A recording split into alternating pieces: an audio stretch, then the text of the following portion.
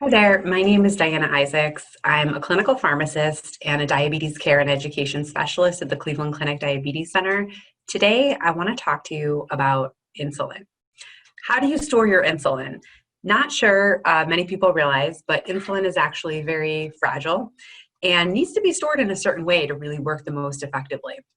So trusted pen over here. Generally, if we have extra pens, we want to store them in the refrigerator. But once we're ready to use that pen, we can go ahead and we want to keep it at room temperature until its expiration date, which is often 28 days, but for some of the insulins, it's a little bit longer. So what's a person to do when, it's summer and they want to go to the beach, or, the car is a little bit hotter than usual? How do you handle that situation? So I see a lot of people, getting coolers and putting ice packs in them and then putting the insulin in them.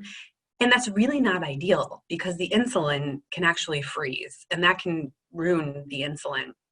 The other issue is, what if you just do nothing and leave it in that hot car? The insulin actually degrades and loses its potency. So it's not going to work as well, if at all. So I wanted to introduce to you another potential option. It's called the VIVI cap. It's a cap that you can put on the insulin to replace the regular cap, just like this.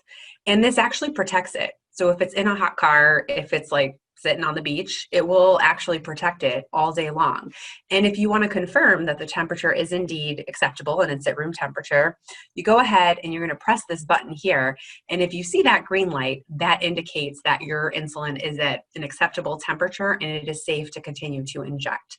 One of these is good for many, many years, and you can keep reusing it and all that good stuff, and it is cleared through the FDA.